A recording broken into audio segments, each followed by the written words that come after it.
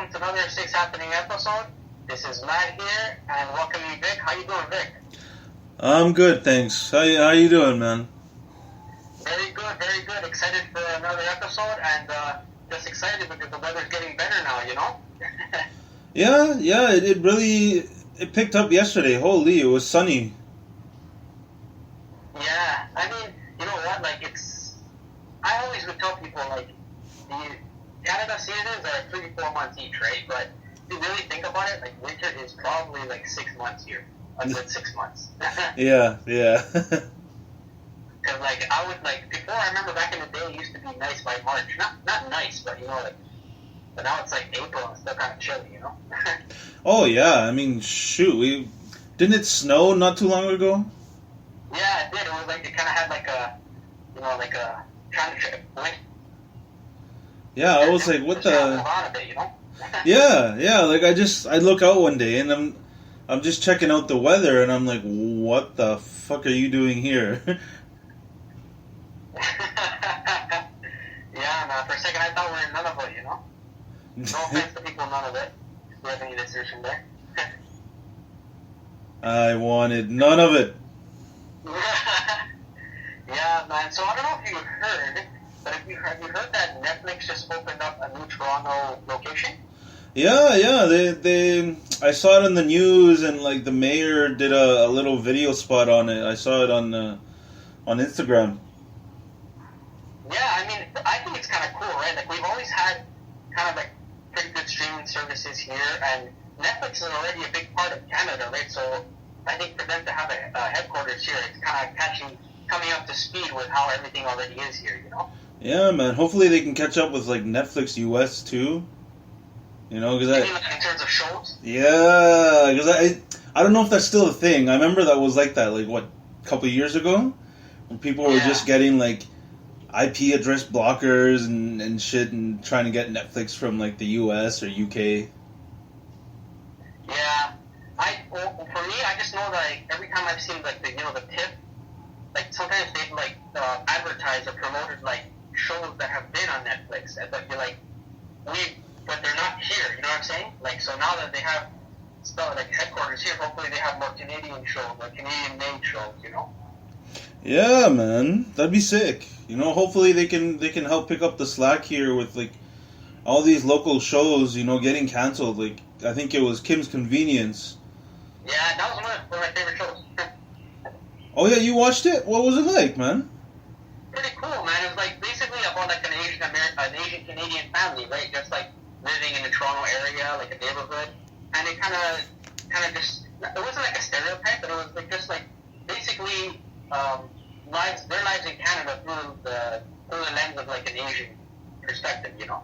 Ah, okay. And with a little bit of comedy to it, they had some comedy in the show also. All right. Yeah. I'll check it out. Yeah.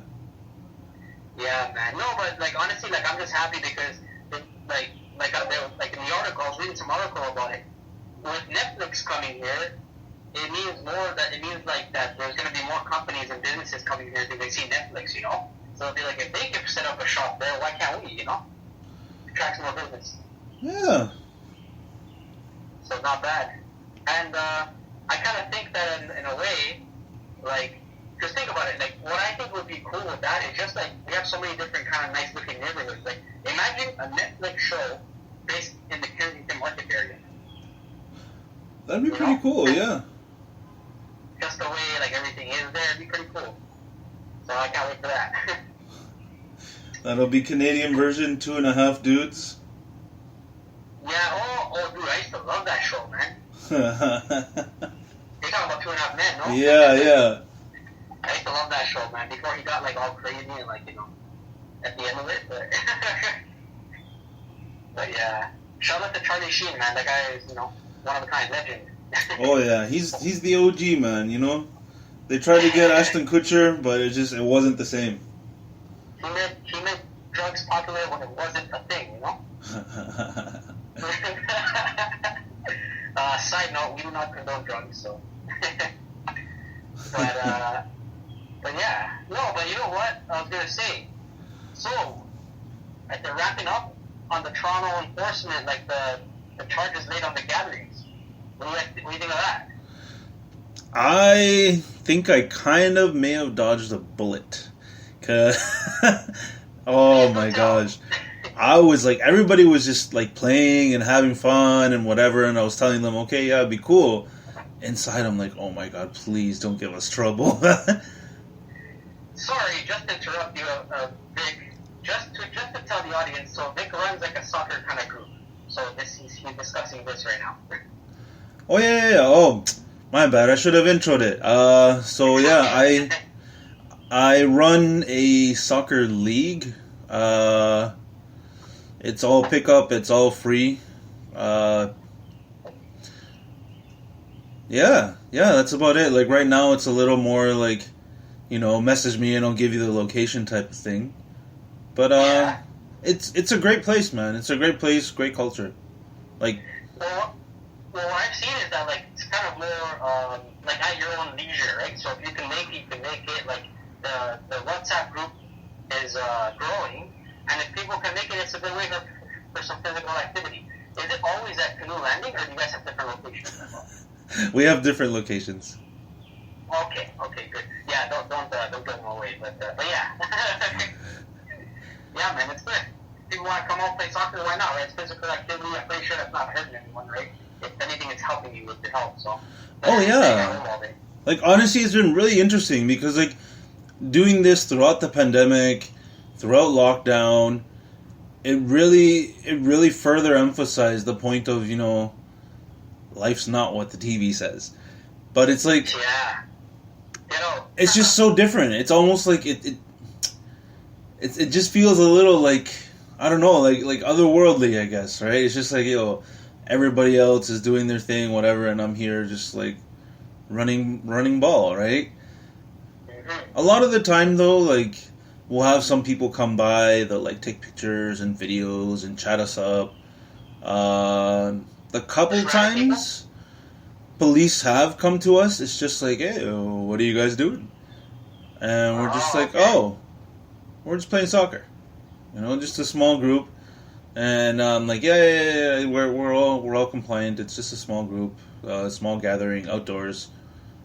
And like, but I mean, most of the time, like emphasis on outdoors. Yeah, 95% of the time, that conversation never happens. They just kind of like watch and they talk to themselves and they're like, They're just overseeing, pretty much. Yeah, vast majority of the time. Because, like, I do make it as compliant as I can, I got some training cones to space out the areas. I got a whole bunch of masks and, like, hand sanitizer ready for anybody that's there and they want to clean up or whatever, So you're doing your due diligence. Yeah, and even at this point, I think I could even say I have a contact list if they ever ask for it. But it's like, I feel like it's just one of those things, like the more you prepare, the less people are gonna ask, and then vice versa. But yeah, no, that's good though, because it's just in case, because you never know, right? Yeah. And like, it was such a test yesterday. I was there for 4 hours, and and I had 42 people playing. I had to use like two different spaces, and put 6 feet between them and between other people. It was just like, it was a little mad, but it was nice. Did it affect the play at all, or no? No, the field's huge down there. Yeah. So you guys were good. Yeah, it was a real big test because I've never had a big show out like that. Because I was supposed to have 20 people, but then 20 more showed up. So I'm just like, because it's so weird. It was almost like people kind of saw from like their balconies or whatever. Like one or two of them were like, yeah, I live just right there, and I saw people coming here, and I'm just like, oh shit, I didn't take that into account, The whole. I also realized too. What? A lot of these gatherings and stuff like that, like you really have no control of like what other people are gonna do, right? So if you're having a gathering or whatever, right? I'm talking indoor or outdoor.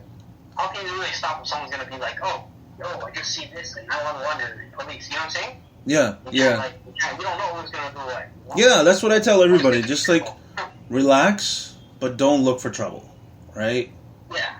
And that's it. Like if they say hi, just say hi back. Trouble, are you saying like draw attention to yourselves, or like is that what you mean? Oh no, just don't have an attitude problem, right? Ah, okay. If they question you. Yeah. Yeah, that makes sense. Because someone probably might question you, and if you give attitude, it kind of they might react in a negative way towards you guys. Oh yeah, it always does the opposite effect. Whenever somebody's talking to like police or just people in general, you know, when you're like rude or whatever to them, and it's just like, no. Yeah, and bad. So yeah, I mean, it's all, I don't know, just to tell a little story, it all started, we were just playing on random fields using like shoes and backpacks for nets. Yeah. And then more and more people started showing up. So I reached out to some people, friends of mine in the soccer community, and I was able to get a donation of a couple nets. You know, just like some futsal nets, but they're metal and they fold. So it's like That's excellent. Yeah, man. It's just something a little nice, you know, to have instead of, I can't shoot on actual nets. Yeah. Well, but it's kind of nice, right? Like if you're having nets, like even the people playing feel a little bit better, right? You actually feel like you're playing an actual soccer game. Oh, they love it, man. Schoolyard or something. Yeah, it's those metal futsal size nets. I reckon they're about 4 by 6 feet. How are you guys like transporting them? Is someone bringing them by car or? Oh, I bring them. I just have this big old duffel bag. You take it apart, you're saying? Yeah. Ah, okay. I was gonna say, how are you bringing that whole net on the PVC? Oh, no. I was glad I could take it apart and put it in a bag, because like I have one that's similar to that. They're those pop out nets. They're pretty strong, but their case is so long. It's like the length of like a hockey bag. Wow. But yeah, man. Are they hard nets? So it's like metal, right? You said? Yeah. Okay. Can people get hurt on it or no? No. If anything, they bang up the nets, man, because they see and they get excited, like, I want to do top corner. Yeah, turn into Ronaldo and Messi. I'm like, oh man, there's a guy. He calls himself Ronaldo, and he brings a Ronaldo jersey, and whenever he scores, he does the Ronaldo celebration. That's awesome. It's nice to have characters, you know? Yeah, man, that's what I like, and like, it was kind of something I've been thinking about for a long time. It's like, there's gotta be a way to run games, run ball, without having to like gouge people for money, right? Yeah. Because like, if anything, you're more popular just because of the fact that you're looking at that kind of element. Because a lot of people, when they do start these things, they'll start it with like with the point of trying to make money, from it. You know what I'm saying? And then it gets less about the experience and more about what you can get from people. Oh, that's exactly what taints it, man. Like, I remember I used to play at a place that would charge us $25 for 1 hour of time to play on turf. Yeah. Oh my gosh, that's crazy, bro. 1 hour, and they'd come, or like there'd be other people for the next hour. They're just there, they're warming up and shit. So it was like whatever. But I'm thinking, you know what? What else is out there? And then I found futsal, and it was $10 for 2 hours. So I would just go there. For the longest time, I went and I played there. I played futsal on the traditional court. Yeah. It was awesome, man. It was awesome. It was like playing, like, freaking, I don't know, man, ball hockey with the tackles. Yeah. No, man, I have so much memories of that, playing, like, with the little tennis ball back in school days. Yeah. Like kicking the tennis ball with, like, somebody in the net using their jacket as a goalie. You know what I'm saying? Like, oh, yeah. Oh, man, it was so weird for me, because I remember I just stepped in because somebody was short and, like, their teammate wasn't there yet. Yeah. And so I just kind of filled in for them, and they were playing with gear, man. They had, like, shin pads, like, jerseys, gloves, and I had to wear the helmet and the pad.